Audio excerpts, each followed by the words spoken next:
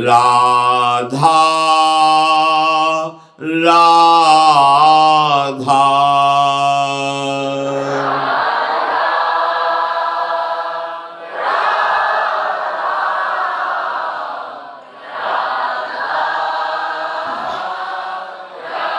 राधा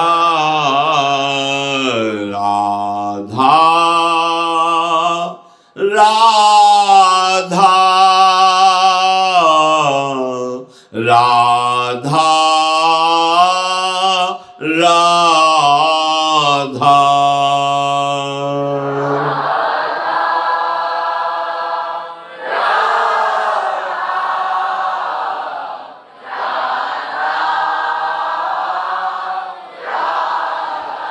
श्री राधा वल्लभ लाल की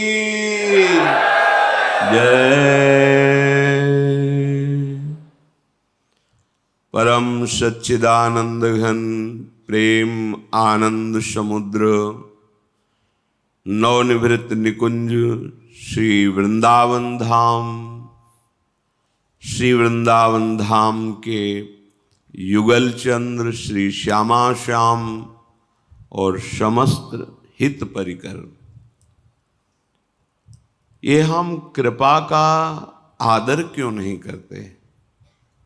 जो हम पर कृपा हुई है इसका हम अनादर कर देते हैं। अगर एक भी किसी कृपा की कोर का हम आदर कर लें तो संसार समुद्र से पार होने का उत्साह प्रकट हो जाए।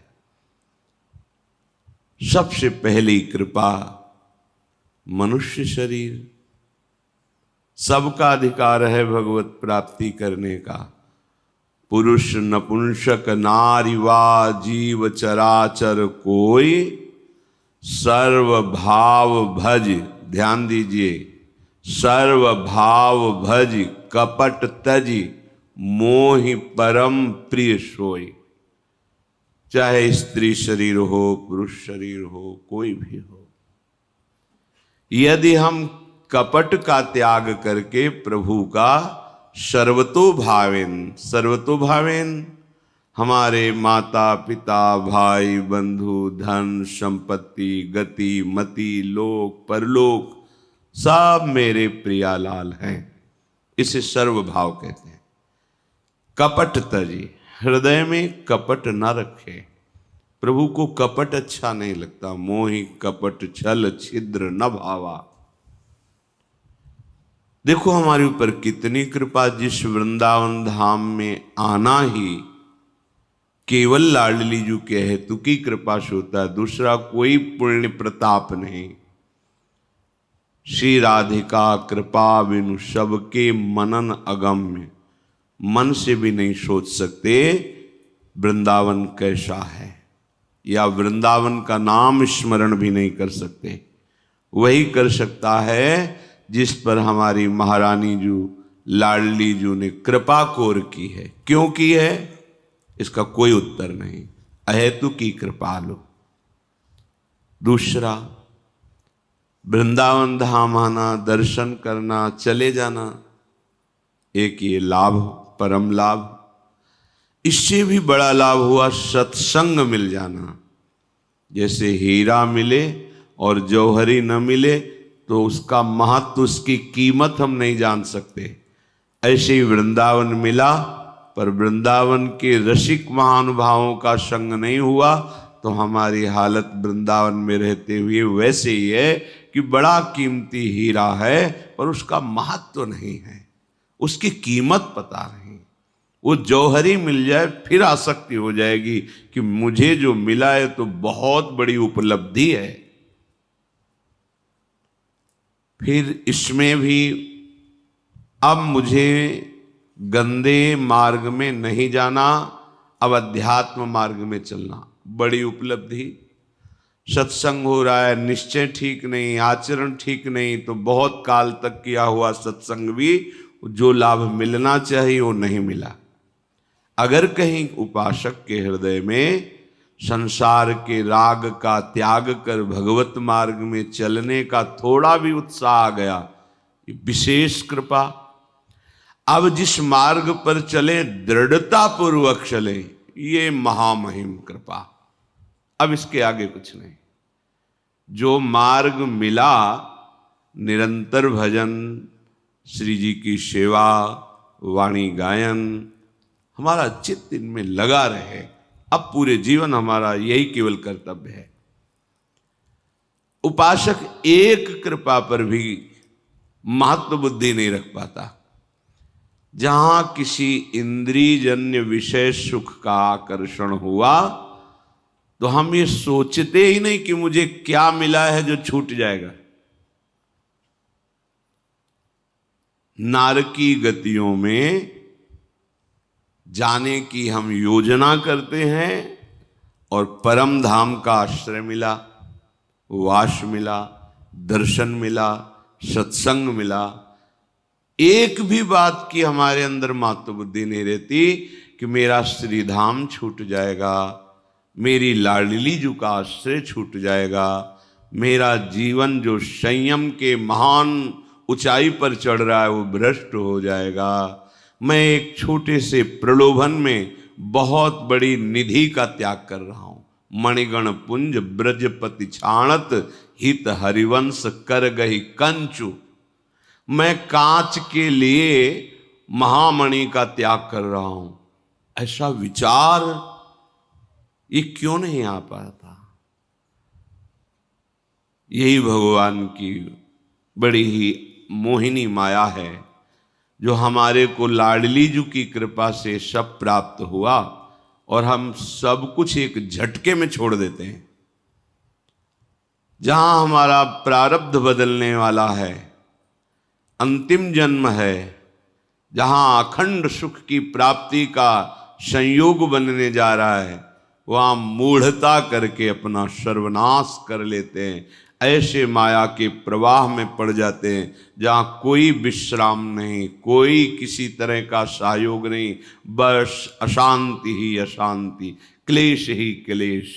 अगर कहीं विश्राम लगता है तो मृत्यु में, चलो झंझट खत्म हो जाएगी। नहीं नहीं, पुनः नया जन्म मिलेगा, नई विपत्ति, नए संकट। इसलिए मान लीजिए आप पर जो कृपा है वो बहुत दुर्लभ कृपा है। महापुरुषों ने रो रो कर मांगा है कि हमको कभी ब्रजवास मिलेगा क्या? हे हरि, हम कब हुई हैं ब्रजवासी? हरि, क्या हम पर भी कभी ऐसी कृपा होगी कि हम अपने को ठसक से कह सकेंगे कि हम ब्रजवासी हैं, हम वृंदावनवासी हैं? आप इस महामहिम धाम के वास को कैसे छोड़ देते हैं? कैसा सौभाग्य मिला आने का। आप आए, यहां जो सत्संग मिल रहा है दुर्लभ लाभ है। एक शब्द भी बैठा लें तो आपके पापाचरणों का नाश करके आपको एक मुनि पदवी, महात्मा पदवी में स्थित कर दे, चाहे जहां भी हो, गृहस्थ में हो, विरक्त में हो, कोई भी हो। पर हमारी जो कमी है वो इतना हम विषयों का महत्व दिए हुए हैं, भोगों का, ना उस भोग के समान गुरु के वचन, ना तो उस भोग के समान श्री लाडली जी की कृपा, ना उस भोग के समान श्री धाम वृंदावन, ना उस भोग के समान हमारा अध्यात्म। इतना नीचा गिर गए हम, इतने नीचे हो गए कि एक विषय, तुच्छ विषय के सामने हम अपना परम अर्थ, परमार्थ, परम लाभ, प्रेम, ये सब तिनके की तरह छोड़ देते हैं। कितनी मलिन बुद्धि हो जाती। कब? जब आप कपट करते हैं। कपट शब्द, प्रभु से कपट, गुरुदेव से कपट, फिर ये अमूल्य वस्तुएं अपने आप इतने आपको दूरी कर देंगे। चिल्ला चिल्ला के कहते हैं कि सावधान, गुरु अपराध, वैष्णव अपराध, संत अपराध ना हो, नहीं ये धाम तत्काल आपको दंड देगा। तत्काल, आपको समझ में नहीं आएगा, वो तत्काल आपके सुकृत नष्ट हो गए, अब आपको बाहर दिखाई देगा। बहुत सावधान। जब कोई उपासक उपासना के मार्ग में आकर अंदर की विषय व्याकुलता को सहता है, ध्यान देने योग्य बात है, तो वही व्याकुलता भगवद मिलन की व्याकुलता में बदल जाती है। ध्यान दीजिए, भगवान के लिए रोना कब आता है? जब आप सच्चाई से इस मार्ग में चलेंगे और आपका हृदय जलेगा, क्योंकि विषय आकर्षण कर रहे हैं, विषय भोगना नहीं है, प्रभु का आनंद मिला नहीं है, पर हम दृढ़ता पूर्वक पकड़े हुए हैं श्रीधाम का आश्रयवास, अपने गुरुदेव के वचनों पर चलना, प्राण निकल जाए पर प्यारी जू का भरोसा न तोड़ना। यदि कोई आनंद का अनुभव नहीं हो रहा पर आप पकड़े हुए हैं, तो यही जलन, यही व्याकुलता प्रभु के मिलन की व्याकुलता में बदल जाएगी। कोई नई तपस्या नहीं करनी, समझिए आप। पर जब ऐसी व्याकुलता प्रकट होने का अवसर आता है तो आपके सामने दो चीजें रखी जाती है, एक भगवत मार्ग और दूसरा संसार के भोग। बिल्कुल फ्री, अभी भोग लो। ध्यान रखना शब्द, ऐसी परिस्थिति उसके सामने, अभी भोगो, फ्री भोगो, कोई दंड नहीं, कोई परेशानी नहीं। और इधर प्रभु का मार्ग, अब चयन करो। अब आगे चल करके व्याकुलता पैदा होगी या इसकी, क्या चयन करते हो? हम लोग इतने गिरे हुए विचार वाले हैं कि भगवान को विषय के सामने छोटा करके छोड़ देते हैं और विषय स्वीकार कर लेते हैं। फिर क्या, आधी मिले न पूरी पावे, पछताना रह जाता है, रोना रह जाता है। आपका वो कृपा होगी, किस युग में होगी पता नहीं। ये जो सौभाग्य मिला है ना, किस युग में मिलेगा इसको फाइनल कोई नहीं कह सकता। नष्ट तो नहीं हो गए, क्योंकि सेवा भजन जो कुछ भी बना है वो अविनाशी है, वो आपका साथ देगा। पर कितना समय लगेगा आपको इस जो सौभाग्य मिला उसको ठुकरा दिया, इसका बीच का जो परिणाम भोगना पड़े, कितना समय लगे, इसको कुछ नहीं कहा जा सकता। जब इस हम क्लेश को सहते हैं, सहत सहत बाढ़े भगति, देखो तुम वीर हो, तुम सह सकते हो। ऐसा नहीं कि मैं नहीं सह सकता, सह सकते हो। बस तुम सहने का निश्चय करो। तुमने निश्चय कर लिया कि मैं सह नहीं पाऊंगा, तो सच्ची कहते हैं आप में बहुत सामर्थ्य है, आप सब कुछ सह सकते हैं। हमने एक भिक्षा करने जब जाते थे तो एक घर में देखा, उनका एक्सीडेंट हो गया था, पैर यहाँ से टूट गया था, सरिया पड़ी थी, इतना बड़ा पत्थर बंधा हुआ, हिल नहीं सकते। कितना जब उनसे बात करते थे तो बात भी करते थे, सह रहे, भयानक कष्ट सह रहे। ये कोई छोटे मोटे कष्ट नहीं है। जब आप चल रहे हैं तो आपको पता नहीं, जब आप चल नहीं पाएंगे तब चलने का सुख पता चलेगा कि काश वो समय जब मैं दौड़ रहा था, चल रहा था, आज कदम नहीं बढ़ा पा रहा हूं। आप आराम से उठ बैठ रहे हैं, हिल डुल रहे हैं। जब आपकी वो स्थिति आएगी तब आप इसके लिए सोचेंगे वो कौन सा दिन था जब मैं बहुत स्वस्थ था। आप सब कुछ सह सकते हैं। ये कामादि विकार आपके दृढ़ निश्चय ना होने के कारण आपको सताते हैं। दृढ़ निश्चय, सह जाएंगे। सह गए तो अगला कदम भगवत प्राप्ति की व्याकुलता। और जहां व्याकुलता आई तो मेरे प्रभु उस व्याकुल उपासक से छिप नहीं सकते। अब वो किसी एक मूर्ति में ही नहीं है, किसी एक स्थान में ही नहीं है, वो विश्वेश्वर हैं। विश्व के किसी भी कण में ऐसा नहीं जहां भगवान हमारे ना विराजमान हो। कोई भी ऐसी वस्तु स्थान नहीं जहां प्रभु ना हो। जंगम जड़ चैतन्य, सजीव निर्जीव, सब रूपों धारण किए हुए हैं। जहां आपकी व्याकुलता बढ़ी और आपने अपने आप को पूजा सामग्री बनाकर समर्पित किया, तो हाथ बढ़ाकर आपको गले से लगा लेगा। कौन सी पूजा सामग्री? अपने आप को पूजा। आप दूसरी वस्तुएं दे सकते हैं लेकिन अपने आप को नहीं। और भगवान को कौन सी पूजा सबसे प्रिय है? जो अपने आप को भेंट में दे देता है, अपने आप को। फिर प्रभु ग्रहण करने के लिए अपने आप आ जाते हैं। वो तो कह रहे हैं पत्रम पुष्पम फलम तोयम ये में भक्त्या प्रक्षति। यदि आप भाव में भरकर एक चुल्लू जल, तुलसी दल, कोई फल, कोई पुष्प, तो अश्नामिका, मैं उसे खा लेता हूं। सूंघने वाले पुष्प को भी खा लेता हूं, पत्ते को भी खा लेता हूं, जल को भी, फल को भी। छिलका खा रहे, बेर खा रहे, अखिल ब्रह्मांडों का मालिक है, ये कोई खाने वाली चीजें?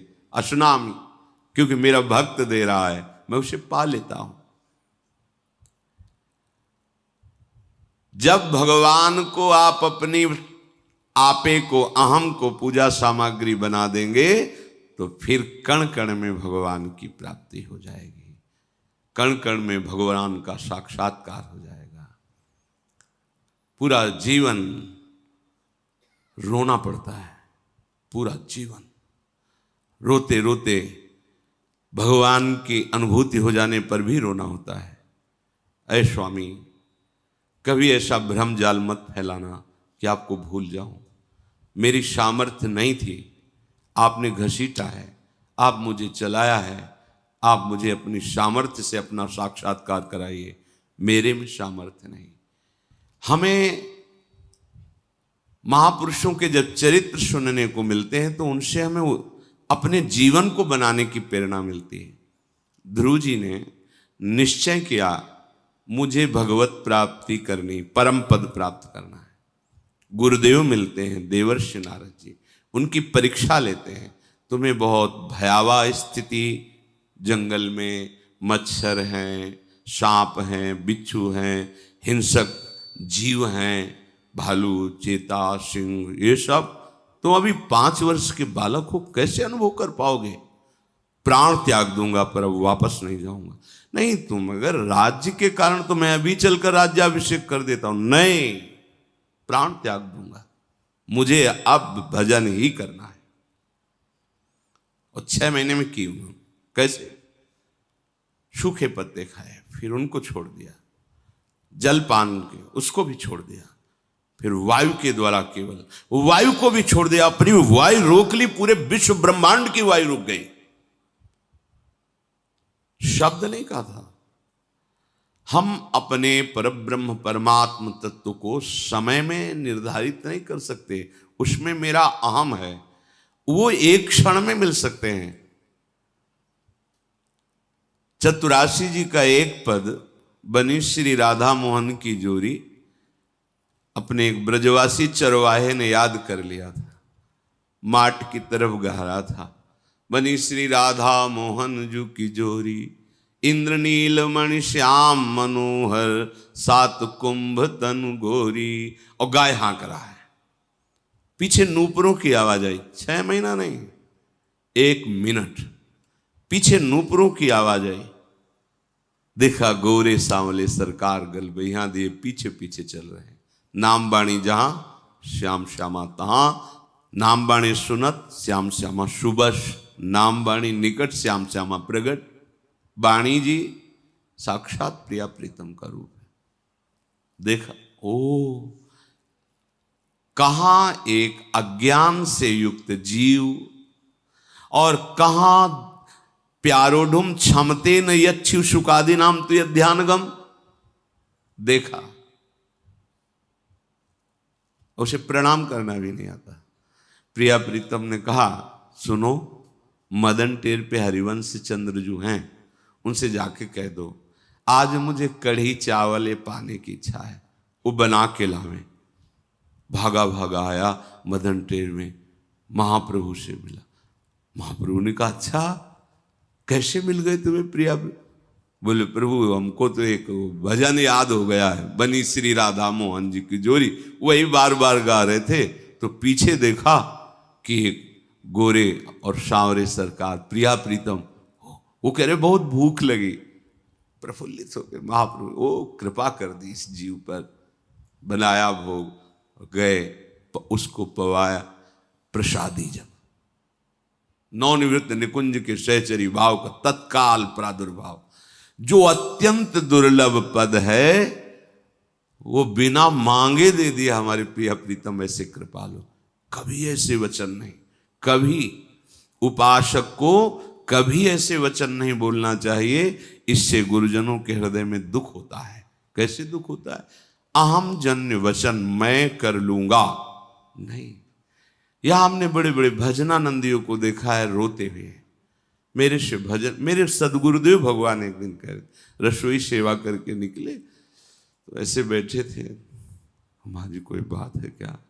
उसे महापुरुषों से नहीं टोकना चाहिए, वो कब किस बात में है, पर बहुत अपनापन हो जाने पर निरंतर सेवा में कोई फिर ऐसा नहीं। तो का बात क्या है? एक बात हृदय में अब भी चुभ रही है। जी महाराज जी, आंसू भरा है महाराज जी को, कहा जीवन हो गया, अभी छक के भजन नहीं कर पाए। क्या कभी वो प्रेम प्राप्त होगा, वो भजन प्राप्त होगा जो महाप्रभु ने प्रकाशित किया है? पूरा जीवन हो गया, रात दिन। कभी 1 बजे रात्रि को उठ के देखा है तो महाराज जी चल रहा भजन, गिरिराज जी की दंडोती परिक्रमा कर अचानक बैठ गए। हम बैठे, जब उठे चले तब फिर चले। पूरा जीवन श्रीधर बाबा, बड़ा अद्भुत भाव में उनका जीवन, कोई नहीं जानता था। एक छोटा सा कमरा, एक लंगोटी यहां से केवल अचला और एक मच्छरदानी, जे भी उनके चरण छुओ तो जैसे मशीन फिट हो गई हो, ऐसे मंत्र चलने लगता। मतलब प्रत्यक्ष का अनुभव देखा। कमरे में घुसते ही जैसे मैं भगवान के निज धाम में प्रवेश कर रहा हूं। वयोवृद्ध, एकदम शरीर शिथिल, भजन, इतना भजन। और जब वो ऐसे स्वस्थ चित्त होके 1 बजे के बाद बैठते और जब जैसे गए प्रणाम किया, कहते आप सब वैष्णव मुझ अपराधी पर कृपा करो। अब तो भजन ही नहीं बनता, अब तो राधा रानी जाने क्या हमारा जीवन होगा। माला चल रहा है, लंगोटी पहले केवल बैठे, रात दिन भजन, और भजन के लिए रोना, जिससे आत्मा स्वयं वरण करती हुई प्रकाशित हो जाती है। ये कृपा का मार्ग है। हमें सदैव इस बात का ध्यान रखना चाहिए कि हमें रोना है गुरुदेव से, इष्ट से। कभी तो कृपा हो कि इस जन्म में मैं निरंतर भजन करूं। कुछ बोध हो न हो, साक्षात्कार हो न हो, इसकी योग्यता तो मैं अपने को समझता ही नहीं हूं, पर इतना जरूर हो जाए कि कभी मैं प्रियालाल को भूलूं ना। वचन से भी कभी आम नहीं होना चाहिए।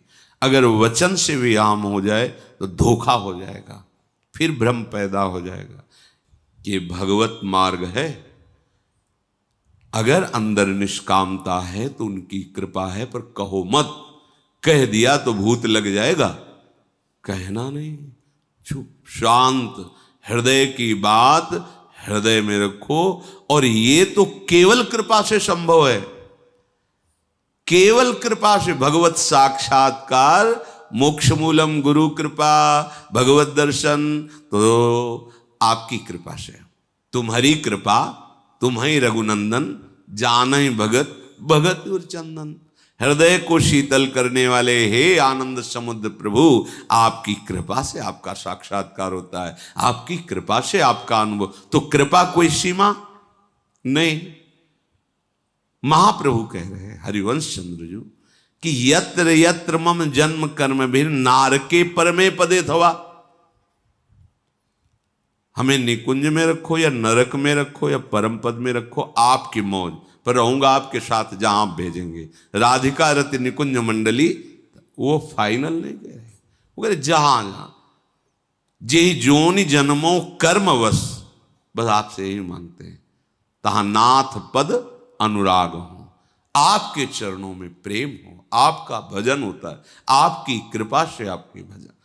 हरिवंश कृपा, हरिवंश कहें, बहुत सावधान। अंतःकरण के अंतर्गत में अहम धर्म तब तक अपना राज्य रखता है जब तक तृणादपि सुनीचेन ये भाव नहीं आ जाएगा। यही भाव भगवत साक्षात्कार कराता है। आप भगवत साक्षात्कार कर सकते हैं? मुझदम की सामर्थ्य क्या। अरे मैं तो एक बार राधा भी नहीं बोल सकता, अगर बोल रहा हूं तो केवल वृंदावन की कृपा, गुरुदेव की कृपा, सब रसिकों की चरण रज का प्रताप, मेरे में सामर्थ्य। ये तृणादप सुनी चैन की तरफ हृदय जा रहा है। देखो आचार्य हैं, हित सजनी जो हैं, जिनके अधीन प्रिया प्रीतम है, वो कह रहे क्वाहम तुच्छ परम अधम प्राण्यो गर्ह कर्मा यन्नाम स्फुरति महिमा हरेश वृंदावन से। मैं तो तुच्छ मूढ़ अधम, और ये पराविद्या राधा नाम, बोले ये तो सिर्फ वृंदावन की महिमा है। और जबकि दाता राधा नाम के दाता हैं वो, किशोरी किशोर अधीन है उनके, जैसी सखी इच्छा करती वैसे प्रिया प्रीतम खेलते हैं, जैसे प्रिया प्रीतम खेलते हैं वैसे वृंदावन उसी समय, वही शोभा, वही विस्तार। समझिए, अहम की भाषा, अहम की क्रिया, अहम का चिंतन, ये समर्पण कर दीजिए और दैन्य भाव से पुकारिए तो 1 मिनट में मिल जाएंगे। 1 मिनट में अहम बना रहे तो आज तक कोई ऐसी तपस्या और साधना नहीं हुई कि प्रभु को खरीद लिया जाए कि मैंने इतना किया, अब आप। हमारा कहीं बल है, बुद्धि बल, कहीं है कोई बल है, वो सब प्राकृतिक है। प्राकृतिक बल से चिदानंद तत्व को खरीदा नहीं जाता, वो पर्दा नहीं हटता। जब वो कृपा करते हैं और पर्दा हटा देते हैं, तब साक्षात्कार होता है। रोना पड़ता है, बिन रोए किन पाइयां प्रेम प्यारा मीत, और जो रोता है ये बोल नहीं सकता। रुदुस्वरम राजन कृष्ण दर्शन लाल। अब हर उपाय करके देख लिया, अब तो आप अपनी कृपा से मिल जाओ। तो शिशु को जैसे अन्य भोजन से तृप्ति नहीं होगी, वो पा ही नहीं सकता, वो केवल मात्र दुग्ध से उसका पोषण होता। शिशु जो मां की गोद, ऐसा होता है शरणागत भक्त, शिशु की तरह। और प्रभु उसे अपने प्रेमामृत दुग्ध का पान कराते हैं। और वही जब बड़ा हो जाता है तब उसके लिए भोजन की थाल होती। बड़े मत बनो, छोटे बने रहो, तो मां के प्रेमामृत दुग्ध का पान करने का अधिकार बन जाएगा। जैसे माता अपने बच्चों को प्राणों से भी अधिक प्यार करती है, ऐसा उदाहरण देना तो बहुत लघु है, भगवान अपने भक्त को उससे भी अधिक प्यार करते हैं। उसे कहने में तो उदाहरण में यही बढ़िया आता है, करो सदा तिनके रखवारी, जिम बालक राखे महतारी। पर माता के अंदर जितना वात्सल्य, वो वात्सल्य समुद्र प्रभु के एक अंश से है। प्रभु वात्सल्य समुद्र कैसे तुलना हो सकती है? पर उदाहरण में ऐसे, जैसे माता अपने बच्चे को प्राणों से भी अधिक प्यार करती है, ऐसे प्रभु अपने भक्त को, भक्त किसको? जहां हमारी तृणादपि सुनी चैन की वृत्ति है, ऐसा तो हम बोल ही नहीं सकते। ये तो बोलना बिल्कुल बिल्कुल अज्ञान का लक्षण है, कभी नहीं, कदापि नहीं। जासु कृपा सब भ्रम मिट जाई, गिरजा सोई कृपालु रघुराई। गुरु प्रसन्न साहब अनुकूला, मिटी सकल कल्पित भय शूला। एकदम आश्रित। आप कुछ कर सकते हैं? पता नहीं, जो करवाया जाए, जैसे चलाया जाए। प्रभु के लिए ये व्याकुलता तभी तक नहीं होती जब तक हमारे अंदर कुछ बल, कोई आकर्षण, कोई भी सहयोग है। देखो, हर लीला में हमको उपदेश मिलता है। भागवतिक चेष्टाएं की गोपीजनों ने भगवत प्राप्ति की।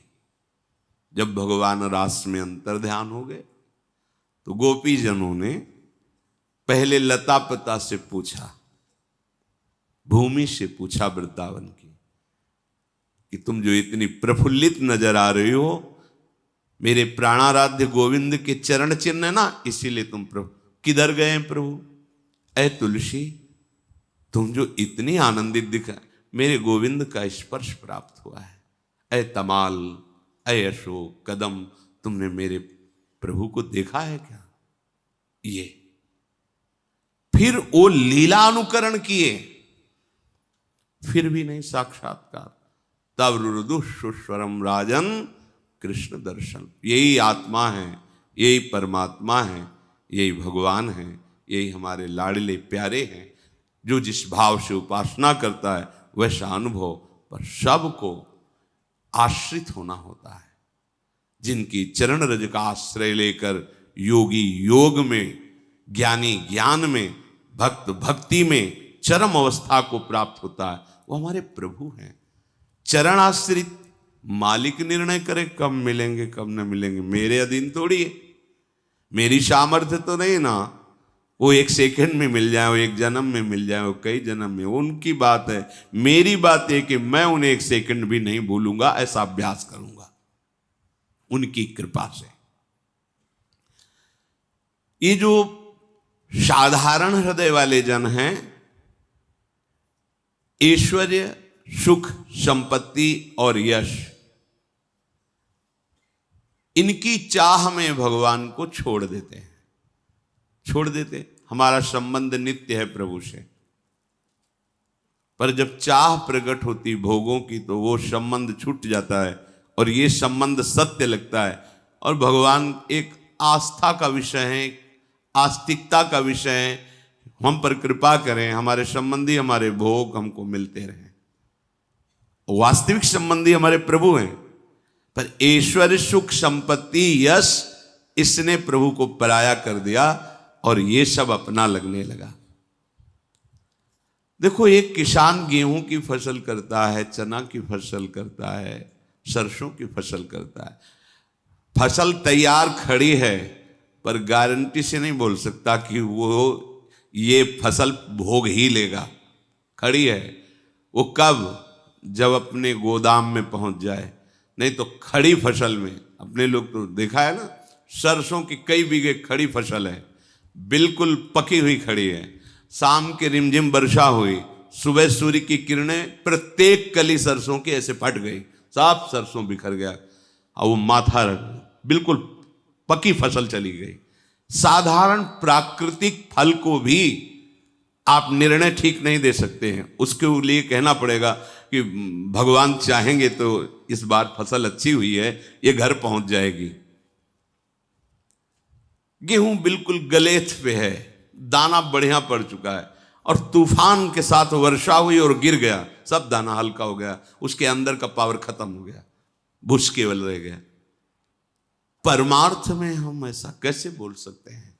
बहुत सावधान, कहीं किंचन मात्र भी हमारे हृदय में कोई अन्य बल नहीं होना चाहिए। और जब प्रभु का बल है तो बोलने की जरूरत नहीं। वो सर्वांतर्यामी कब क्या करवाएंगे वो जाने, हमको तो तिनके के समान रहना है। ज्यों ज्यों राखत हो त्यों त्यों रहियत हो हरि। पिंजरा को जानवर फड़फड़ा सकता है, उड़ नहीं सकता। हम वो हैं पिंजरा के जानवर, उनकी कृपा से हम पकड़ लिए गए, नहीं तो हम कहाँ उड़ जाते। ये तो उनकी कृपा हमें पकड़े। सत्य मार्ग का अवलोकन करो, सत्य मार्ग के भाव को समझो। लोग जरा से धन, जरा से ऐश्वर्य, जरा से सुख, सम्मान, बल, इसके लिए प्रभु को छोड़ देते हैं। बिल्कुल ऐसा ही है, बिल्कुल ऐसा ही है। जीवन भर सुख संपत्ति की भूल भुलैया में दौड़ते दौड़ते मृत्यु के समीप पहुंच जाते हैं। हाथ कुछ नहीं लगा, शरीर ही छूट जाएगा तो तुम्हारा प्रयास किया हुआ ये जो सुख है, ऐश्वर्य, धन संपत्ति, मान प्रतिष्ठा, ये नहीं रहती। ये जो जगत का तुम्हें सौंदर्य खींच रहा है, सुख खींच रहा है, और जिसकी छाया में तुम मतवाले हो रहे हो, अगर वो मिल जाए तो कैसा लगेगा? जिसे तुम सुख समझते हो, ये सुख नहीं, सुख की छाया है, समझ पड़ती नहीं, ये मेरे गिरधर की माया है। जिसकी छाया में तुम पागल घूम रहे हो, सुखाकर्षण, अगर वो सुख समुद्र मुस्कुरा के तुम्हें गले से लगा ले तो कैसा होगा? निहाल हो जाओगे, परम विश्राम मिल जाएगा, हृदय शीतल बना रहेगा। इसलिए जो भक्तजन होते हैं समस्त दुख एक साथ टूट पड़े, भारी पीड़ा उसको घेर ले और उसके ऊपर कलंक लगाया जाए, लांछना का भार डाल दिया जाए, तो भी परम धाम का यात्री डगमगाता नहीं, आगे बढ़ता है। ध्यान रखिएगा, इस मार्ग में समस्त दुख एक साथ घेर ले, समस्त पीड़ाएं आ जाएं, उसके ऊपर कलंक लगाया जाए, लांछना लगाई जाए, वो सारे लांछना दुख भार को लेके डगमगाएगा नहीं, आगे यात्रा। कब? जब हम गलत नहीं होंगे। ये बात समझ लेना, यात्री जो परम धाम का है। इसलिए इस मार्ग के पथिक को कुल, मान, लज्जा, प्रशंसा, प्रणाम, नमस्कार, ये सब कभी अपने हृदय में नहीं लाना चाहिए, नहीं तो मार्ग रुक जाएगा। कुल, मान, लज्जा, प्रशंसा, प्रणाम, नमस्कार, यश, कीर्ति, ये इस मार्ग में अगर स्वीकार किया तो बदल जाएगा मार्ग। आज तक न मालूम कितने ऐसे ऐश्वर्यवान और विद्वान इस मोहक माया से मोहित होकर के अपने प्राणनाथ के लिए निकले थे और अपने प्राणों को खो दिया भोग और ऐश्वर्य में। ये निरा पागलपन चढ़ाती है माया, निरा पागलपन। वो खुद कहेगा मुझे समझ में नहीं आया, मैंने ऐसा क्यों कर दिया। वो खुद अपने से प्रश्न करेगा पर उत्तर नहीं मिलेगा। क्यों? क्योंकि आपने शास्त्र वेलना की, गुरुजनों की वाणी का त्याग किया, तो आपके ऊपर पागलपन चढ़ गया। सचमुच सचमुच बिल्कुल कड़ुआ लेकिन इतनी मिठास वाला आकर्षण है संसार का कि बड़े बड़े विद्वान भी मोहित हो जाते हैं। पर सोचो, जिसकी माया की मधुरिमा इतनी मतवाली कर देती है, अगर वो मधुराधिपते रखिलम मधुरम, फिर क्या पागलपन होगा, फिर कैसी उन्मत्तता होगी। ये पृथ्वी में माया में जितना भी तुम्हें सुख दिखाई दे रहा है, 4 दिन की चांदनी है, फिर अंधेरी रात है।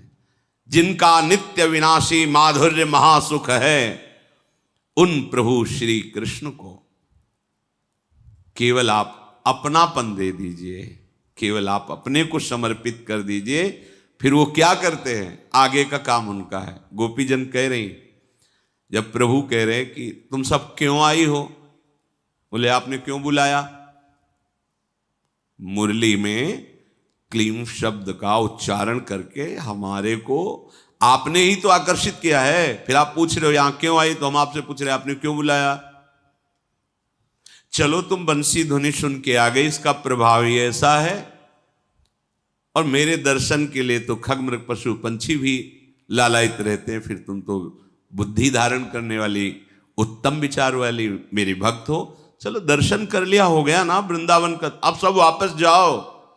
हाँ वापस जाए।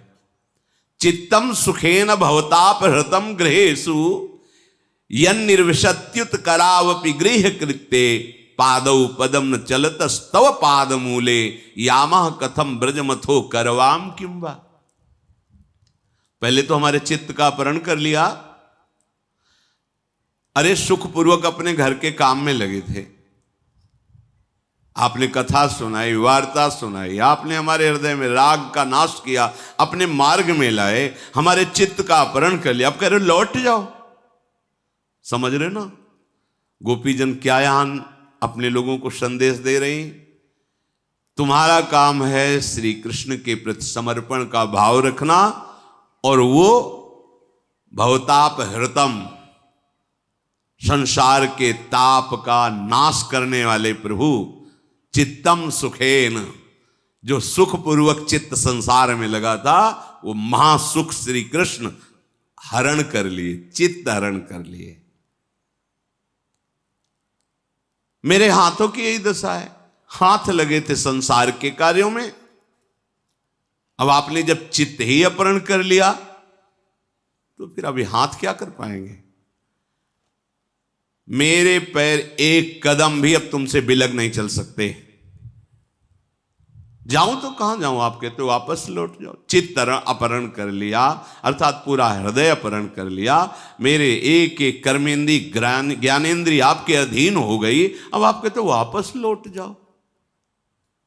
यहां भाव दिखा रहे, उपासक की एक एक वृत्ति, एक एक चेष्टा भगवान अपहरण कर लेते हैं। आपको केवल समर्पण करना है, समर्पण का भाव रखना, समर्पण प्रभु कर लेंगे। हम कब समझें कि हमारा हृदय समर्पित हो गया है? जैसे बुखार उतर गया, थर्मामीटर से नापा, उसकी संख्या आ गई, हाँ ठीक है, आप ठीक है। नहीं, शरीर ठीक है पर अभी बुखार आपका कुछ आगे बढ़ा हुआ है, अभी औषधि लीजिए। तो हम थर्मामीटर से, ये अध्यात्म का थर्मामीटर है कि सुख संपद में तव प्रसाद, अमृत का हूं मैं करता पान, दुख संकट में पाता हूं तव मंगल कर का स्पर्श समान। जब बड़ी अनुकूलता, सम्मान, प्रियता, मुझे लग रहा है मेरे प्रभु मेरे दुलार में लगे हुए हैं, बहुत दुलार कर रहे हैं, मेरी प्रियाजू मुझे बहुत दुलार कर रहे हैं। और जब दुख संकट, नाना प्रकार के आरोप, तिरस्कार, अपमान, तब हृदय नाच पड़ता है कि अब कोई मंगल विधान हो रहा है, अब भूमिका बदलेगी हमारे हृदय की, अब ऊंचाई पर और चढ़ा रही प्रियाजू। ये अनुभव होना, हाय ऐसा कैसे हो गया, अपमान, निंदा, अब कैसे जीऊं, ये इसका मतलब समर्पण नहीं। अभी आप हैं जीने मरने लायक, अभी आप हैं सब मान भोगता, तो भी अपमान बुरा लग रहा है। देखिए, दुख संकट में पाता हूं तो मंगल कर का, इस पर उस समय ऐसा लग रहा है कि प्रिया अब जो हमें अपने चरणों के समीप बैठे दुलार कर रहे हैं, जब संसार पूरा खिलाफ है, निंदा, अपमान, तिरस्कार, प्रिया जो दुलार कर रहे हैं, स्पर्श का प्रिया जो हमें दुलार कर रहे हैं।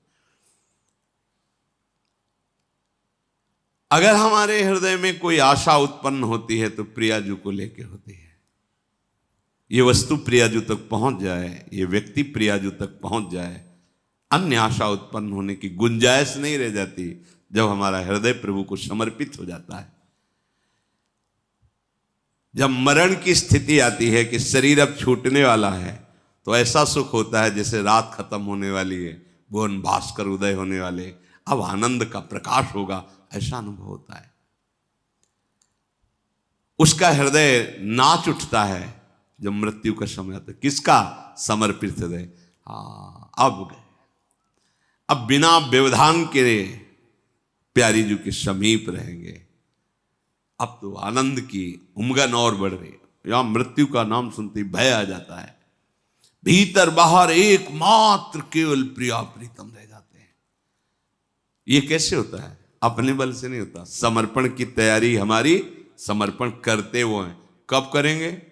फोन से बातचीत थोड़ी कर ली है, बहुत दैन्य भाव रखते हुए एक केवल बात हमारी प्रार्थना मान लो कि प्रभु को इतने नीचे स्थान पर मत रखो कि उनके सामने भोग, सम्मान, प्रियता, लौकिक वस्तुओं की देखते ही अपने प्रभु का तिरस्कार कर दो। वैसे तो कह रहे थे राधा राधा राधा, श्री जी हमारी प्राणनाथ हो, और जहां कोई भोग आया, जहां कोई घटना घटी, भूल गए श्री जी को और उस भोग पे राजी हो गए, उस घटना पे राजी हो। कितना नीचा स्थान हम अपने प्राणाराध्य अखिल ब्रह्मांडों के स्वामी को दिए हैं। कहलाते हैं भक्त। चंद रुपए, चंद वस्तु, चंद बातें के लिए हम अपने प्रभु को भूल जाते हैं, अपने प्रभु का स्थान खो देते हैं अपने हृदय से, और सारा स्थान उस घटना, व्यक्ति, वस्तु, स्थान हमारे हृदय में बना लेता है। सावधान। चलते हैं पांडवों के पावन प्रसंग का, जो बहुत ही उपदेशात्मक है। हमारा जीवन परमानंद में निमग्न हो जाए यदि हम महापुरुषों के चरित्रों को श्रवण करके, मनन करके अपने आचरणों में उतारें। अब वैसे ही वो वनवास का कष्ट तो सही रहे हैं, जहां चक्रवर्ती सम्राट, वहां वनवास का, लेकिन दुष्ट स्वभाव वालों को चैन नहीं होता। उनकी दुष्टता में उनको सुख का अनुभव होता है। ये शकुनी दुर्योधन दुशासन आदि को लगा कि चलो उपहास करते पांडवों को। जब वो मृगचर्म धारण किए हुए हैं तब हम राजसी पोशाक से उनके सामने जब नृत्य गान वाद्य, उनका हृदय जलेगा। उन्हीं के बगल में पांडाल लगाते हैं। कभी ऐसा नहीं, भक्त का उपहास मत करना, क्योंकि उनका स्वामी हर समय उन पर नजर रखता है। भक्तों का एक बल होता है केवल प्रभु। उनको प्रार्थना बाद में होती, विधान पहले प्रभु सुरक्षित कर देते हैं। प्रभु ने इनकी दुष्टता की भाव को जाना और देवराज इंद्र को सीधे प्रेरणा दी। देवराज इंद्र ने चित्रसेन गंधर्व को आदेश किया, जो सब दिव्यास्त्रों से संपन्न, जाओ द्वैत वन को आसपास से घेर लो। ये कौरव लोग हमारे प्रिय भक्त पांडवों का उपहास करने जा रहे हैं। तो आप कह सकते हैं कि द्रौपदी को जब महल से लाया जा रहा था तो प्रभु ने क्यों नहीं रोका? क्योंकि वहां प्रभु एक महा उदाहरण उपस्थित करना चाहते थे कि मेरे भक्त तो है लेकिन अन्य आश्रय है, और जब तक अन्य आश्रय तब तक मेरा अवतरण नहीं होता, मैं उसके हृदय में प्रकाशित नहीं होता। मैं उसके सामने हूं पर मेरा प्रभाव उसको समझ में तभी आएगा जब मेरे प्रभाव का आश्रय लेगा। ये सिद्धांत है पतियों का आश्रय। समाज का बड़े बड़े धर्मात्मा बैठते हैं और अपना भी जब कोई बल नहीं तब हा कृष्ण तो चीर रूप में प्रकट हो गए। सारी बीच नारी है कि नारी बीच सारी है, सारी ही की नारी है या नारी ही की सारी। सब बुद्धि खराब हो गई, किसी को समझ में नहीं आ रहा था हो क्या रहा है। हर समय भक्त भगवान की दृष्टि में रहता है, कुछ सुधार की आवश्यकता होती है इसलिए छुपे रहते हैं। नहीं, पहले ही पांडवों को पता नहीं, व्यवस्था कर दी। चित्रसेन गंधर्व के सैनिक लगे हुए। दुर्योधन का आदेश हुआ पांडाल बनाओ, जहां पांडव रुके वहीं समीप कपड़ों के ऐसे सुंदर श्रृंगारित गृह, जहां हमारी स्त्रियां सुसज्जित होकर के और हम सब बैठे नृत्य गान वाद्य आदि, और ये सुनकर पांडव जले। जो अंदर वहां सैनिकों ने रोक दिया, गंधर्व सैनिक नहीं, यहां चित्रसेन गंधर्व का इस समय शासन है, आप अंदर नहीं जा सकते।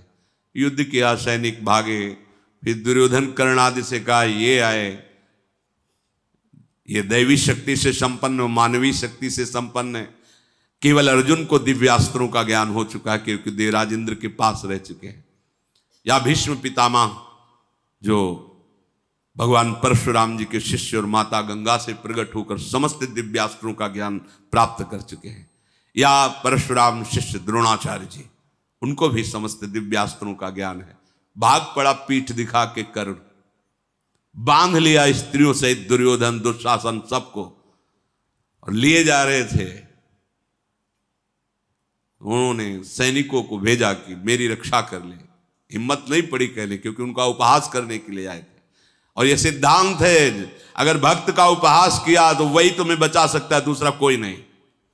देखो सिद्धांत यहां पूर्ण किया भगवान ने। ऊपर से विमान निकाला, देखा कि महाराज युधिष्ठिर अपने भाइयों के साथ, उनका भ्राताश्री आप ही हमारी प्राण रक्षा कर सकते हो। गंधर्वजन आपकी कुल वधुओं को बंदी बना के ले जा रहे हैं।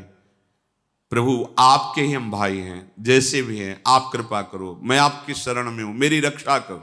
युधिष्ठिर जी ने भीम से कहा बचाओ बचाओ, ये हमारे कुल की बहुएं हैं, हमारा ही अपमान होगा।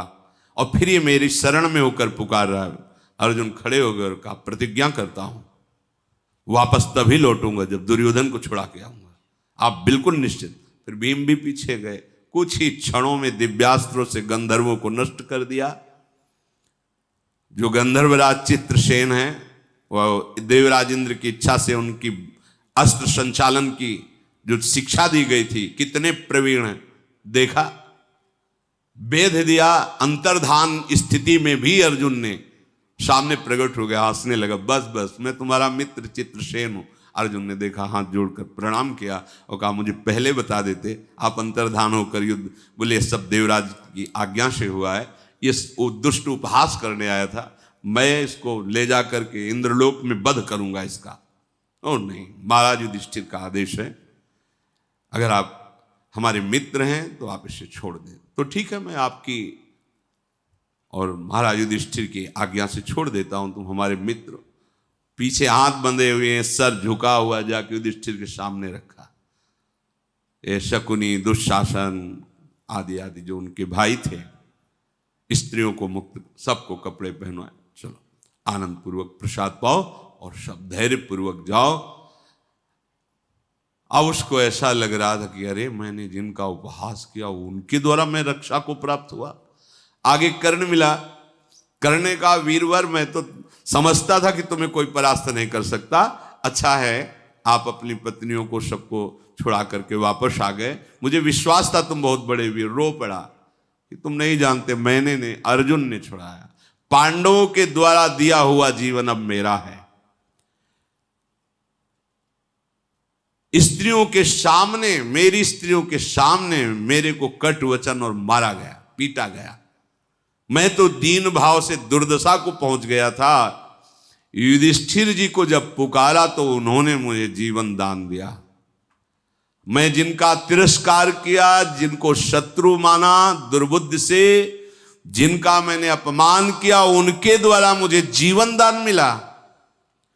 अगर मैं गंधर्व के हाथ मारा जाता तो सौभाग्य मानता, पर जो पांडवों के द्वारा जीवन दान मिला है मेरा दुर्भाग्य है। फिर भी बुद्धि काम नहीं कर रही। अब मैंने निश्चय कर लिया, मैं नहीं जीऊंगा। मैं अब अपने हस्तिनापुर नगर में प्रवेश नहीं करूंगा, मरूंगा, यही मरूंगा। अब मैं पांडवों के द्वारा रखा हुआ जीवन मैं नहीं जीऊंगा। सब राजधानी को लौट जाओ। मैं शत्रुओं से जीवन प्राप्त किया, ऐसा जीवन किस काम का।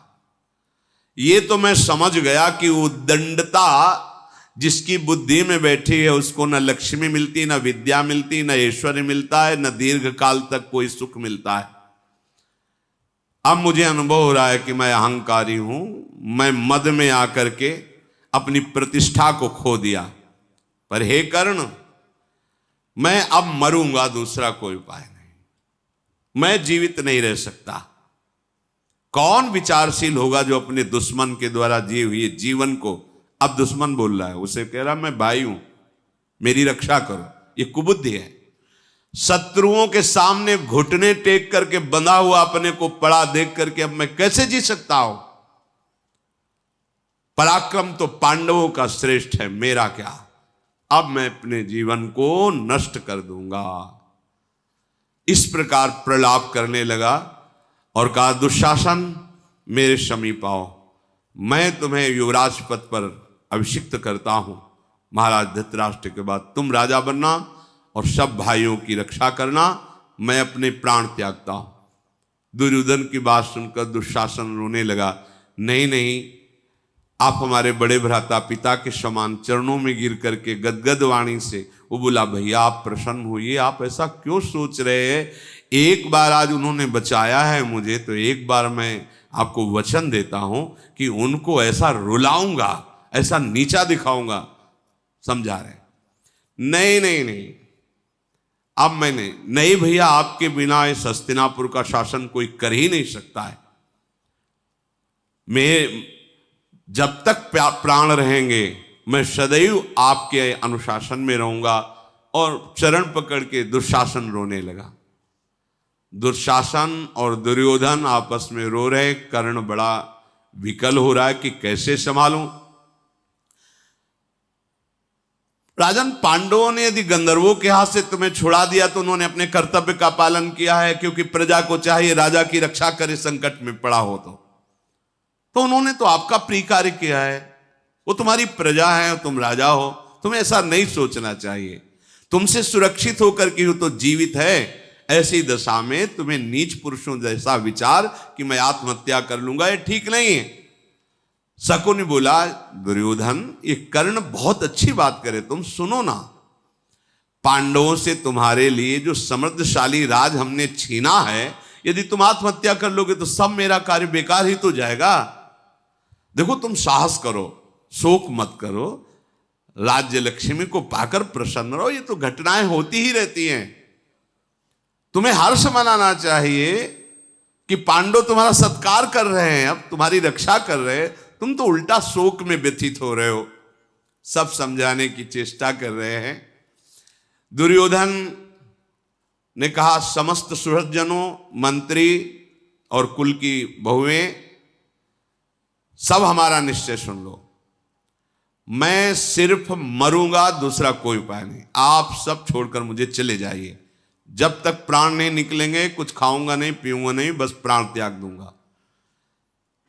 राक्षसों ने सोचा, दैत्यों ने, कि हम तो इसका सहारा लेकर के अपनी संपदा बना रहे थे और यही मुखिया मरने जा रहा है, तो क्या होगा। दानवों ने सलाह की कि दुर्योधन तो प्राण त्यागने जा रहा है, मैं इसकी बुद्धि में बैठ करके ही तो पृथ्वी पर राज्य कर रहा था, अब क्या किया जाए। तो उन लोगों ने एकाग्रचित्त होकर निश्चय किया कि उसका अपहरण किया जाए, दुर्योधन का। दैत्यों ने प्रसन्न चित्त होकर कहा कि धृतराष्ट्र पुत्र दुर्योधन का अपहरण कर लाओ। तत्काल आज्ञा हुई, तो राक्षसी माया से युक्त अपहरण करके पहुंचा दिया। राजा दुर्योधन जो बहुत व्यथित था, देखा महाबली दैत्यों के बीच में अपने को रसातल में देखा। दानव बोले, भरतवंश का भार वहन करने वाले दुर्योधन, तुम शूरवीर पुरुष हो, फिर भी ऐसा कैसे सोच रहे हो। तुम अभिष्ट कार्य के विरुद्ध कार्य करने जा रहे हो, तुम तो अपना विनाश चाह रहे हो। ये आत्महत्या करना दैत्यों को भी शोभा नहीं देता, फिर तुम तो मनुष्य हो। आत्महत्या की निंदा राक्षस भी करते हैं। ये आत्महत्या संबंधी विचार धर्म, अर्थ, काम, मोक्ष, सुख, यश, प्रताप, पराक्रम सब का नाश करने वाला है। ये तुमने कैसे सोच लिया। आत्महत्या से कहीं किंचित किसी को कोई लाभ नहीं है। ये शब्द तो आप भूल जाओ कि मैं मर जाऊंगा। अगर आपको लगता है कि पांडव बहुत बलवान हैं, तो तुम्हें हम गुप्त बात बता देते हैं कि अभी तक तो हम तुम्हारी ही बुद्धि में बैठे रहे। अब आज से हमारे पूरे सैनिक, ये तुम्हारे जितने परिकर के हैं, सबकी बुद्धि को आकृष्ट कर लेंगे। वो कुछ नहीं कर पाएंगे, वही करेंगे जो हमारे दैत्य चाहेंगे। ये भीष्म, ये द्रोणाचार्य, कृपाचार्य, अश्वत्थामा, ये जो बड़े धार्मिक है ना, आज से अब इनकी बुद्धि, क्योंकि इन्होंने अधर्म का साथ दिया इसलिए मेरे प्रवेश का रास्ता बन गया है। यही हम बात एक दिन सत्संग में जब यहां स्वाध्याय कर रहे थे तब पकड़ा था। ऐसे ये अधर्म प्रवेश नहीं करता। पापाचरण, कुमार्गगामी, हिंसा, ये सब प्रवेश राक्षस बैठ जाता है। बोले तो घोर राक्षस है यार, इसको दया भी नहीं आई। तो वास्तविक दया कैसे आएगी। राक्षस बैठ गया। कैसे राक्षस बैठा। क्योंकि तुम अधर्म आचरण किए तो उसको रास्ता मिल गया, तुम्हारे अंदर बैठ गया। भूत उसी को सताता है जो भूत जैसे आचरण करता है। अपवित्रता, गंदा गंदा खाना पीना, गंदा आचरण। नहीं तो गंगा किनारे भ्रमण किए कभी, ऐसा थोड़ी भूत चढ़ गया हो। ऐसा नहीं, ऐसा नहीं कि भूत योनि नहीं देखी है, भूत योनि देखी है, उसको देखा है, लेकिन वो भयभीत नजर है। हम थोड़ी भयभीत नजर है। मंत्र चल रहा है, नाम चल रहा है, बिल्कुल ऐसा। एक बार देखा 3 बजे शौच को जा रहे हैं। अब या तो किसी मंदिर में गांव के बाहर रुकना होता है या किसी वृक्ष के नीचे बाहर रुकना होता है। तो देखा एक नववधू, पहले तो शौचालय थे ही नहीं। नगरों में हो तो भले बात है, गांव में तो थे ही नहीं। गांव में तो सबको बाहर जाना होता था, बहन बिटिया, माता, सब बड़े बूढ़े सब। तो हाथ में ऐसा लोटा जैसे, तो ऐसा लगा शौच के, तो हमें लगा हम खड़े हो जाएं। तो इसको जहां बैठना वो बैठे, हम दूसरे मार्ग से चले जाएंगे। तो वो खड़े हो गए। हमें लगा यहाँ इसको बैठना, अब रफ्तार से आगे निकल जाएं। जब आगे निकले तो देखो हमारे आगे चल रहे। हमें लगा अभी तो पीछे, ये आगे कैसे। मतलब इतना निश्चय दृढ़ होता था कि संशय का प्रवेश नहीं होने लगा मन में, ऐसा कि कुछ तो गड़बड़ है। नहीं, एकदम हिम्मत, क्योंकि अगर हिम्मत गई तो भयभीत हो जाएंगे। अब रात्रि है कि नहीं, खड़े हो गए। देखा पीछे खड़ी।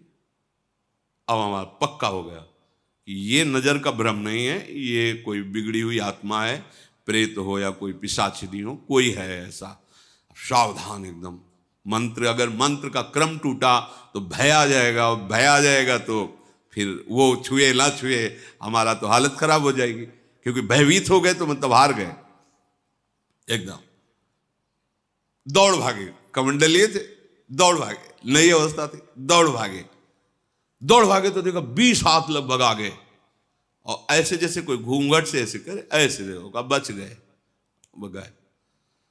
नाम चल रहा था, मंत्र चल रहा, बड़ी बड़ी ये पावरफुल शक्तियां होती हैं। ऐसा नहीं कि घास फूस हो, ऐसा नहीं है। एक से एक मतलब विद्वान भी चूक हो जाती तो भूत, जब वो भूत बनते तो तुम्हें जितने ज्ञान नहीं उससे ज्यादा उस भूत को ज्ञान है।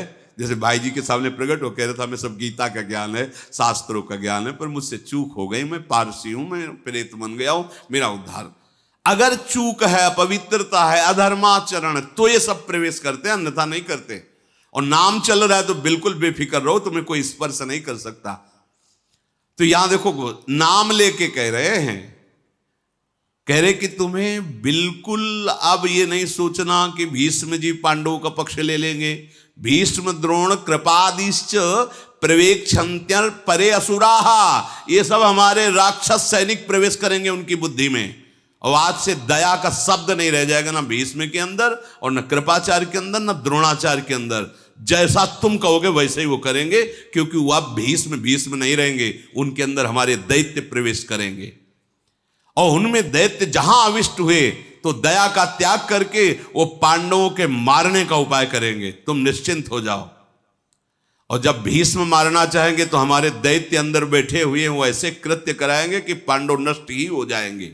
बड़ा प्रसन्न हुआ दुर्योधन कि यही बात तो हम चाहते थे।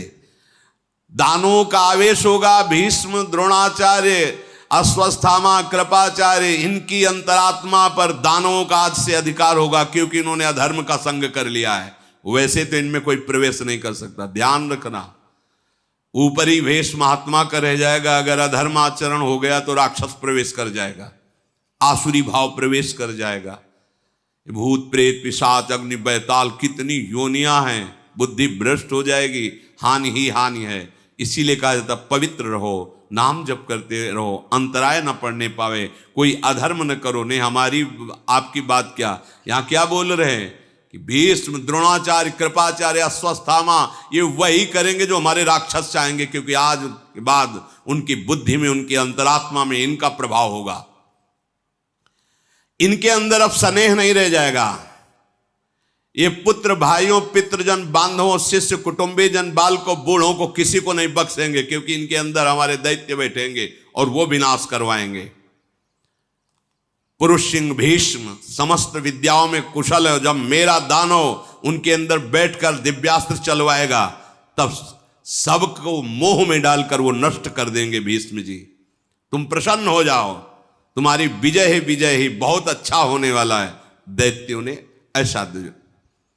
तुम्हें अर्जुन का भय है तो अर्जुन के वध का उपाय हमने सोच लिया है। जो श्री कृष्ण के हाथों मारा गया था नरकासुर, वो हमारे पास आ चुका है। आज से नरकासुर का अधिकार कर्ण के अंतरात्मा पर होगा, और वो श्री कृष्ण को भी कुछ नहीं गिनेगा, ना अर्जुन को कुछ गिनेगा। कर्ण के अंदर नरकासुर की पूरी वृत्तियां होंगी। तुम चिंता मत करो, अर्जुन का वध कर्ण करेगा, क्योंकि नरकासुर उसके अंदर रहेगा। अब इनको यह पता नहीं, जब नरकासुर का वध कर दिया है प्रभु ने, तो ये क्या चीज है सामने, पर आसुरी बुद्धि। बड़ा प्रसन्न हुआ। अच्छा बोले हम पूरी व्यवस्था किए हुए हैं। नरकासुर वैर करके श्री कृष्ण और अर्जुन को युद्ध में महान कष्ट पहुंचाएगा, जो कर्ण के अंदर बैठा होगा। और तुम वैसे भी जानते हो कर्ण बड़ा योद्धा है, फिर उसके अंतर्गत जब ये दैत्य राक्षस प्रवेश करेगा तो और बलवान हो जाएगा।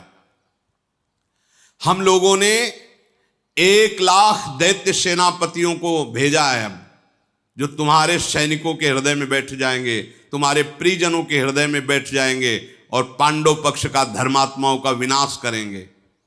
डरो, तुम जो नहीं सोच सकते वो दैत्य कराएंगे।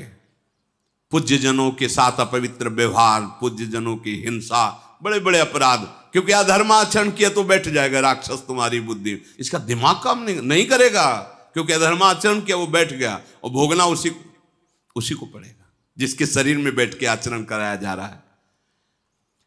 तुम हम निष्कंटक पृथ्वी का राज्य भोगोगे।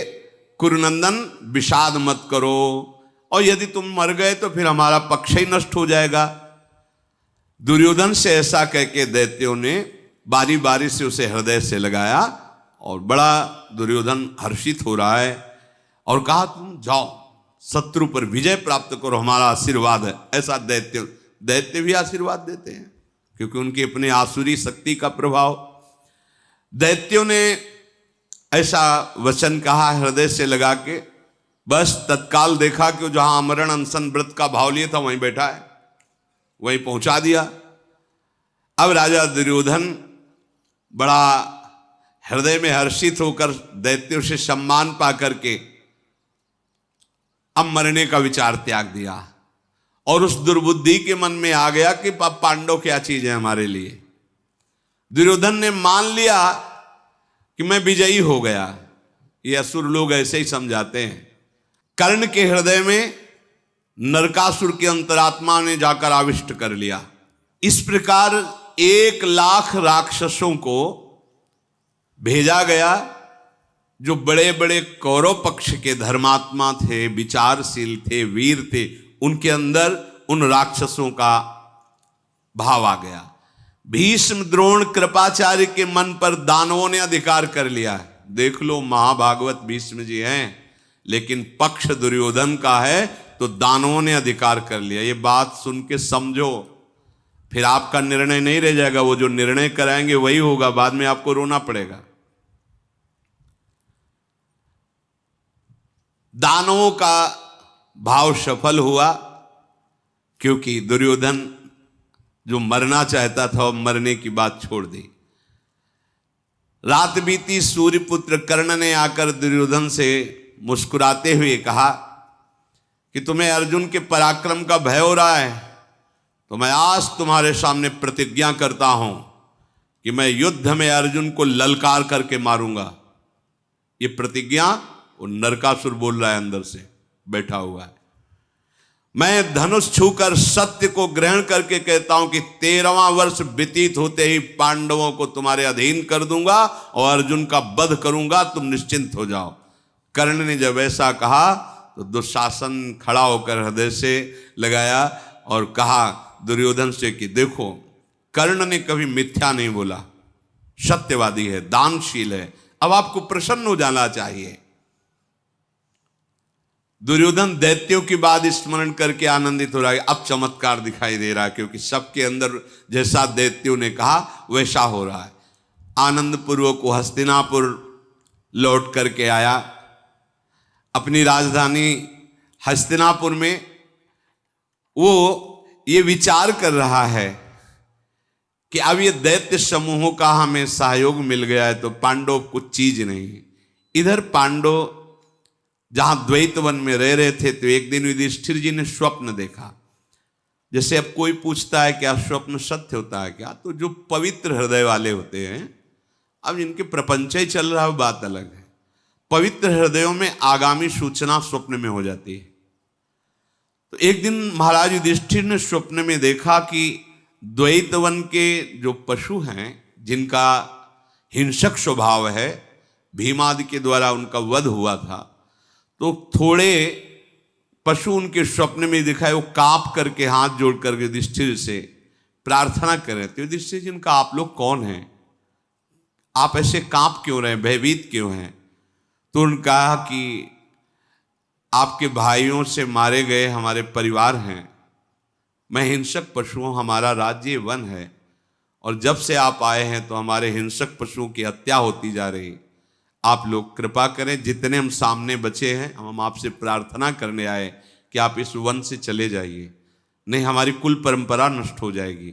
आपके भाई जहां हमें देखते मार देते हैं, हम बहुत कम संख्या में रह गए हैं। राजा युधिष्ठिर ने कहा बिल्कुल मैं सुबह होते ही यहां से चला जाऊंगा। जब उनका नींद खुला तो उन्होंने सबको बुलाया और कहा आज मैंने स्वप्न में देखा कि यहाँ के वन के पशु हमसे प्रार्थना कर रहे हैं। तो धौम्याचार्य जी साथ रहते, उन्होंने कहा स्वप्न नहीं वो सत्य है, आप यहाँ से चलिए जिससे यहाँ के वन के पशुओं को अब भय न रह जाए। अब हमें काम्यक वन में जाना चाहिए जहां महाराज तृणबिंदु का आश्रम रहा है और सरोवर है, बहुत सुंदर वन है। अब हमें इस द्वैत वन का त्याग करके काम्यक वन में जाना चाहिए। तदनंतर धर्मज्ञ पांडवों ने वहां साथ में रहने वाले ब्रह्म ऋषियों को और अपने भाइयों को लेकर के वहां से चल दिए। वो लोग सुंदर जल और बटलोई से सुंदर भोजन और बहुत से ऋषियों का समुदाय साथ में, तो पुण्यात्मा पुरुषों को, धर्मात्मा पुरुषों को कभी क्लेश नहीं भोगना पड़ता। क्लेश जैसा लगता है, क्लेश तो भोग रहा है, ये हस्तिनापुर का राजा बना बैठा है लेकिन जल रहा है, और ये सुंदर भोजन मिल रहा है बटलोई से सूर्य प्रदत्त, और सुंदर सरोवर का जल, बड़े बड़े ब्रह्म ऋषियों से भगवत चर्चा हो रही। अब वनवास का थोड़ा समय रह गया है, ऐसा पांडवों के हृदय में उत्साह हो रहा है। 2 महीने रह गए हैं 12 वर्ष में। 10 वर्ष तो पीछे बताया था जब वो स्वर्ग से आए थे, 2 महीने 12 वर्ष के रह गए। उसी समय सत्यवती नंदन भगवान व्यास देव जी पांडवों को दर्शन देने के लिए आए। पांडवों ने देखा भगवान व्यास देव जी आ रहे, दौड़ करके आगे बढ़े, साष्टांग प्रणाम किया, आसन पर बैठा। पांडव आनंद में मगन हो रहे हैं।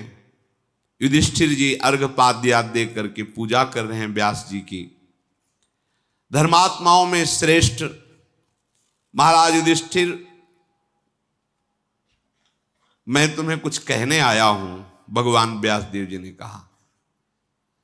जिसकी तपस्या परिपक्व नहीं होती वो हम लोगों के दर्शन नहीं पा सकता है। अभी हैं भगवान व्यास देव जी, देवर्षि नारद जी, ये सब महापुरुष हैं, पर उस कोटि का भजन हो और जैसा तुम्हें आनंद मिल रहा है ऐसी उपलब्धि नहीं मिल सकती कि सब ब्रह्म ऋषि जन घेरे हुए हैं। संसार में मनुष्य बारी बारी से भोगता है, कभी सुख, कभी दुख, कभी मान, कभी अपमान। कोई भी जगत में ऐसा पुरुष नहीं है जो जन्मा हो और मरा ना हो। कोई ऐसा नहीं है जिसको सुख ही सुख प्राप्त हुआ और दुख ना प्राप्त हुआ हो। उत्पत्ति, स्थिति, लय जिसके द्वारा होती है, उस परमात्मा को जान लेने के बाद फिर ये दुख सुख, जन्म मरण, ये नष्ट हो जाता है। हे युधिष्ठिर, विवेकी पुरुष को उचित है कि जब उससे सुख सामग्री प्राप्त हो तो उसे उचित सेवन करके दूसरों की सेवा में लगा देना चाहिए, और जब बिना धर्म किए दुख भोगना पड़े तो उसे धैर्यपूर्वक भोग लेना चाहिए। इससे क्या होगा, उसका प्रारब्ध नष्ट हो जाएगा और उसे भगवत मार्ग मिल जाएगा। पर यहां हम लोग उल्टा करते हैं, जब सुख आता है तो अभिमान करके फूल जाते हैं, दूसरों को नीचा दिखाते हैं, और जब दुख आता है तो बड़े दुखी हो जाते हैं, हाय हाय करने लगते हैं, निराश हो जाते हैं। नहीं, आगे बढ़ना है। जब सुख आवे तो उचित सामग्री का भोग करके दूसरों की सेवा में लगा दो।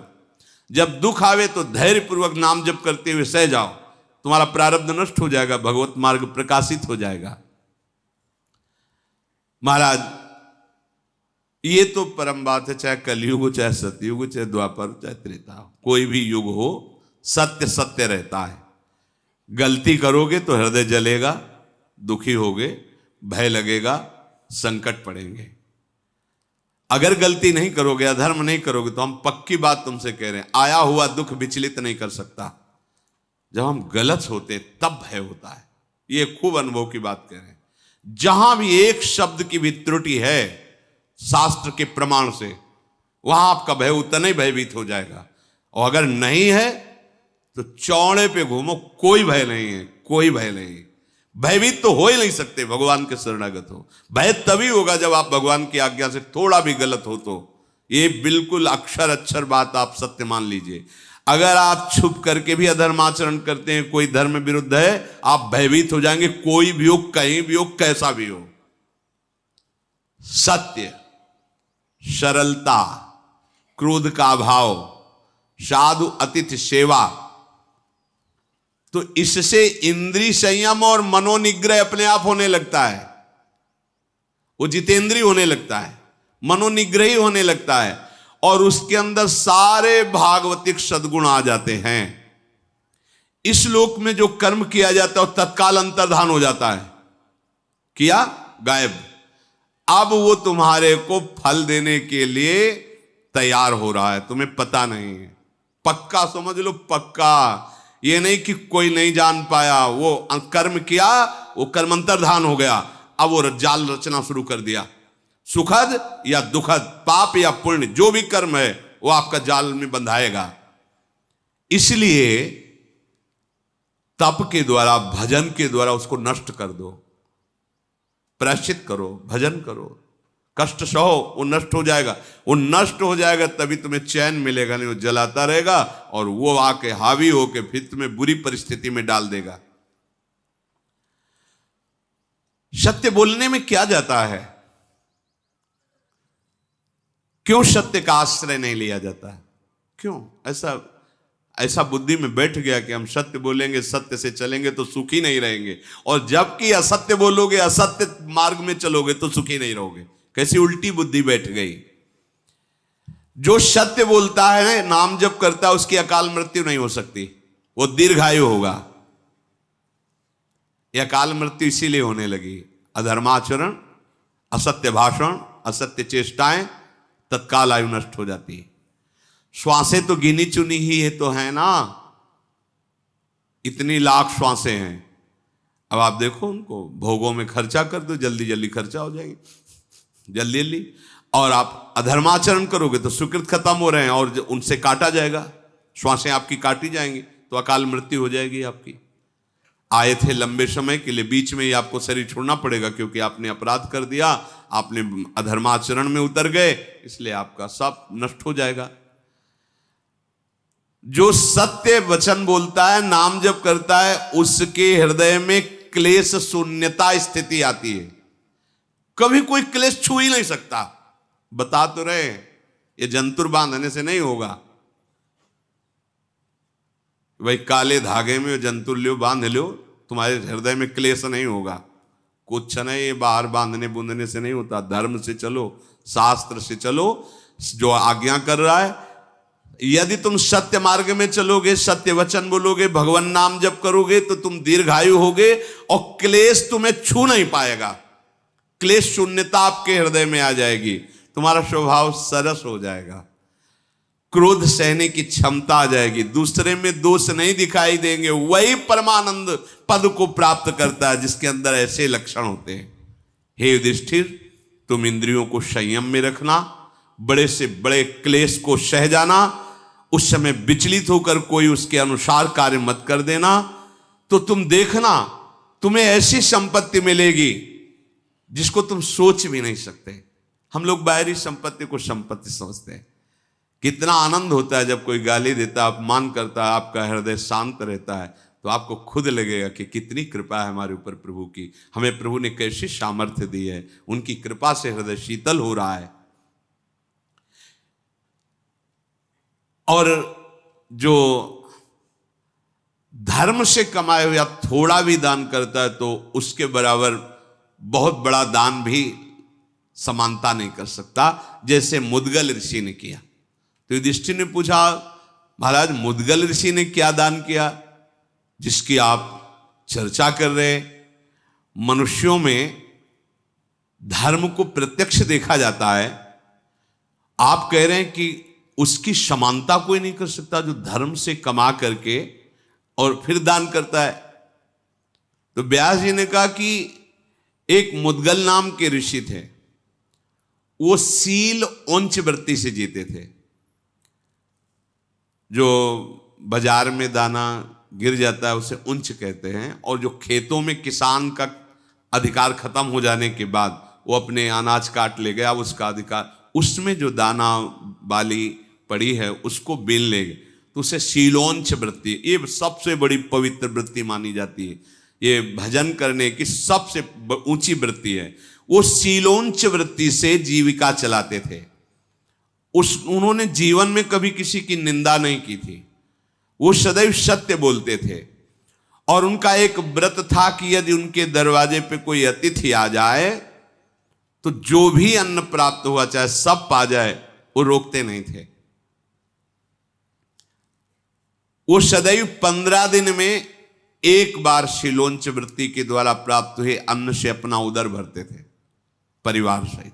15 दिन में एक बार, 15 दिन के लिए गए, शीलोंच वृत्ति की, जो मिला, फिर 15 दिन तक नहीं, फिर 15 दिन ऐसे। अब शीलोंच वृत्ति में कोई थोड़ी कुंतल 2 कुंतल मिल जाएगा, किसान काट ले गया अपना अधिकार, तो ऐसे कह रहे हैं कि एक बहुत से बहुत एक द्रोण अन्न मिलता था। एक द्रोण का तात्पर्य होता है 16 सेर, किलोग्राम ज्यादा होता है, सेर शायद हल्का होता है, तो 16 शेर पूरा खेतों से सब जगह एकत्रित करते थे। ऐसा सबसे बड़ी बात थी कि उनके मन में ईर्ष्या नहीं थी, और पूर्णिमा के दिन अगर कोई आ गया तो कुछ भी मांग ले वो दे देते थे। मुद्गल ऋषि बड़े आनंदित होकर ऐसे भजन कर रहे थे। अब उनके भजन का फल आया, दिगंबर वेश, पागलों जैसी चेष्टा, उत्तम व्रत का पालन करने वाले दुर्वासा जी पधारे वहां। उनकी चेष्टाएं ऐसी मालूम देती जैसे कोई पागल हो, और आकर कहा कि मैं भोजन की इच्छा रखता हूं, मुझे भोजन करा दो। मुद्गल ऋषि ने उनकी चेष्टाएं देखी, एकदम पागलों जैसी चेष्टाएं। का स्वागत है, स्वागत है, पाद्य अर्घ आदि दे करके उनको प्रणाम किया और बैठा ला। तो जो शीलोंच वृत्ति से अन्न एकत्रित किया था 15 दिन अपने परिवार के पाने का, सारी रसोई खा गए। और भोजन, तो कहा कि हमारा शीलोंच वृत्ति से इतना ही एकत्रित हुआ था। तो जो जूठन भी थी उसको भी थाली पोंछ पोंछ के अपने शरीर पे से लगा के चले गए। अब 15 दिन बाद ही शीलोंच वृत्ति करनी। पूरा परिवार 15 दिन भूखा रहा, निराहार रह करके 15 दिन बाद फिर अन्न के दाने बाजार और खेत में बिनने गए। जो कुछ मिला उसे तैयार करके रखा, और जो दिन पाने का था फिर आ गए दुर्वासा जी। भूख लगी, सब फिर पा गए। 6 बार ठीक पाने के समय आ जाते और सब पा जाते। 3 महीना, मतलब 3 महीना उन्होंने 90 दिन कुछ नहीं, दाना नहीं, क्योंकि उनका नियम था 3 महीना। पर उनके मन में कोई विकार नहीं आया। दुर्वासा जी बड़ी सूक्ष्मता से देखते कि भौं तो नहीं चढ़ी है, कुछ थोड़ा सा, ये धर्म है, अतिथि भूखा ना जाने पावे, गृहस्थ का सबसे बड़ा धर्म। एक रोटी दे दो, एक टुकड़ा दे दो, पर वापस मत करो, ऐसे दे दो। हाँ, आपके पास नहीं है तो आप बोलो कि अगर समय है तो आप रुक जाइए, नहीं तो तत्काल तो नहीं है, हम आपके लिए एक रोटी बना देते हैं। पता नहीं किस रूप में भगवान तुम्हारे दरवाजे आए। ऐसा थोड़ी कि सामने, अब देखो पागल रूप में आए ना, महर्षि दुर्वासा है, पागलों जैसी चेष्टाएं आए हैं भगवान। नारायण किस रूप में आ जाए कुछ पता नहीं। तो गृहस्थी में, और महाराज जी कह रहे थे कि अगर साधु कुटिया बनाता है तो उसके ऊपर भी लागू हो जाएगा। अगर उसकी कुटिया में कुछ संग्रह है, कोई आता है तो उसको देना चाहिए, अगर नहीं देता है तो अपराध लगेगा। व्यवस्था है। तभी कहा बाहर निकलो प्रसाद पवाने के समय, देखो कोई भूखा, कोई ऐसा तो नहीं है, अगर है तो उसको प्रणाम करो। आप प्रसाद पाएंगे? हाँ पाएंगे, वहीं दे दो। ठीक है, आप ऐसे नहीं तो वही दे दो। पर ये कर्तव्य करना चाहिए, बाहर निकलकर एक बार चारों तरफ देखना चाहिए। अगर कोई कुत्ता आदि भी है तो 2-4 रोटी लाए, टुकड़े डाल दे। कोई भूखा, कोई ऐसा, आप प्रसाद पाएंगे? हाँ पाएंगे, 2 रोटी दे दो। हमने ये कहते जितना दे दो। दुर्वासा जी ने देखा कि पूरा परिवार भूख से पीड़ित है, पर मुद्गल ऋषि के हृदय में कोई क्षोभ नहीं। बड़े प्रसन्न हुए और कहा कि तुम्हें ऐसे उत्तम लोगों की प्राप्ति होगी जो बड़े बड़े तपस्वियों को भी नहीं होती। तुम्हारे साथ मैंने बड़ा विरुद्ध आचरण किया, पर तुम्हें गुस्सा नहीं आई। मैं यही देख रहा था तुम कितना सह सकते हो। आहार प्रभवा प्राणा मनो दुर्निग्रहम चलम। आहार तो सबको प्राणों का पोषण करता, और मैंने सब छीन लिया, तुम्हारे साथ विपरीत व्यवहार किया, पर तुम्हारी इंद्रियां, तुम्हारा मन कभी हम पर गुस्सा नहीं किया, दोष दर्शन नहीं किया। इतना परिश्रम करके फिर उपार्जित करते रहो, मुझे पवाते रहे, तुम्हारे हृदय में मेरे प्रति जो गुस्सा नहीं आई, क्रोध नहीं आया। देखो ऐसे किया तो तत्काल दिव्य विमान और पार्षद देवदूत आकर प्रणाम किया और कहा, आप उत्तम लोगों का भोग भोगने के लिए सदैव चलिए। महर्षि, ये विमान जो आया है बड़े बड़े तपस्वियों के लिए भी दुर्लभ है, आप इस पर बैठिए और चलिए। हंस से जुता हुआ विमान दिव्य तेजों में। मुद्गल ऋषि ने कहा, ये विमान मेरे लिए है, कहां ले जाओगे? बोले, तुम्हें परम सिद्धि मिली, यहां से जो भी लोक चाहोगे उस लोक में जाओ और सुख भोगो। ठीक है, तुम ऐसा कह रहे हो तो पहले मुझे गुण दोष की बात बताओ कि जहां ले चल रहे हो वहां गुण क्या है और दोष क्या है। देवदूत उनको गुण दोष का वर्णन, उत्तम धामों, उत्तम जो लोक हैं उनका बता रहे हैं। वो शेष चर्चा आगे। श्री राधा वल्लभ लाल।